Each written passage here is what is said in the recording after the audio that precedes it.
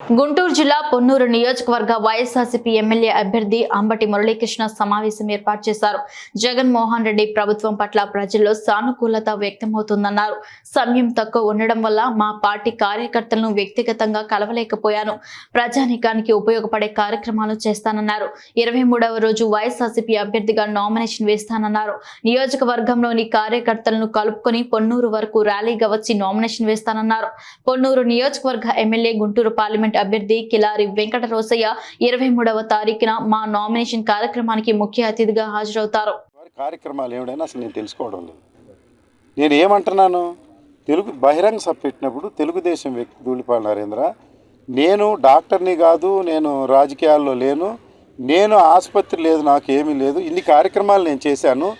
వారికి DVC hospital ఉంది, ఏమైనా కార్యక్రమాలు చేశారా, పేదలకు ఉచితంగా చేశారా, దాన్ని వ్యాపార సంస్థగా మార్చారని నేను ఫ్రీక్వెంట్గా చెబుతూ ఉన్నాను. దానికి సమాధానం చెప్పమంటే దానికి ఒక సమాధానం లేదు. ఈరోజు మొన్నటి వరకు నేను బిల్లులు వసూలు చేశారంటున్నారు.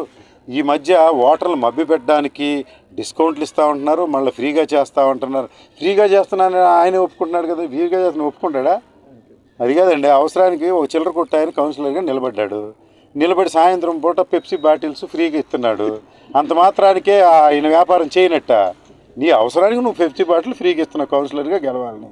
నువ్వు ఈ రోజున ఏదో డిస్కౌంటో ఫ్రీగానో వైద్యం చేయాలనుకునేది ప్రజల్ని మభ్యపెట్టడానికి, ఎన్నికల నియమావళికి వ్యతిరేకంగా నువ్వు చేస్తున్నటువంటి కార్యక్రమం.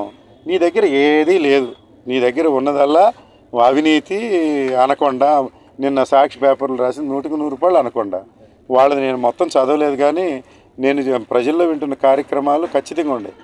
నువ్వు దమ్ముంటే 25 సంవత్సరాల్లో నువ్వు కార్యక్రమాలు చేస్తుంటే నా పేరు ఎత్తకోకుండా నీ అభివృద్ధిని చెప్పి నువ్వు ఒకటి అడుగు.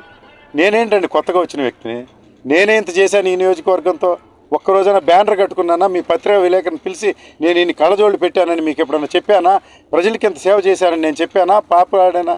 మీరందరూ గుర్తించారు కనుక నేను చేసిన కార్యక్రమాల పట్ల మీకు కూడా ఒక అవగాహన ఉంది.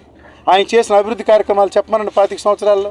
రోసీ గారు చెప్తున్నాడు కదా గ్రామాన, నువ్వు అవి చెప్పుకోకుండా వాడికేవుడికి ఇది ఉంది అది ఉంది, ఆ సంబరాల రాంబాబు అవుట్ ఆఫ్ సబ్జెక్ట్ అండి. వాట్ ఈజ్ సంబరాల రాంబాబు? న్యూసెన్స్ వాగుడు, పిచ్చి కుక్క. ఏందండి పిచ్చివాగుడు కాకపోతే? ఆయన సంబరాల రాంబాబు ఎప్పుడు సంబరాల రాంబాబు డ్యాన్స్ చేసుకున్నాడంట. నేను ఎప్పుడు డ్యాన్స్ వేయలేదు. నేను కూడా డ్యాన్స్ వేసినట్టు చిత్రీకరించాలని నువ్వు అనుకుంటున్నావా? కాదు కదా, ప్రజల్లో అభిప్రాయం ఉండాలి కదా. ప్రజల్లో నేను సంక్షేమ కార్యక్రమాలు చేశానని గుర్తింపు ఉంది, ఇన్ని గుండెలు కాపాడని గుర్తింపు ఉంది, ఇన్ని కళ్ళజోళ్ళు కాపాడు. నువ్వు కూడా పంచు కళ్ళజోళ్ళు. నీకు ఇన్నాళ్ళు ఏం పీకారు మీరు? 2 సంవత్సరాల నుంచి సమయం ఉందండి. మీరు మీ అక్కడ దాకా ఎందుకండి? మీకు చెప్తే పేర్లు చెప్తే కొన్ని బాగోవని నేను ఊరుకుంటున్నా, కానీ వారు నీకు తెలుసో లేదో నెల వారం హై క్యాంప్ పెడతారు. ఎక్కడ?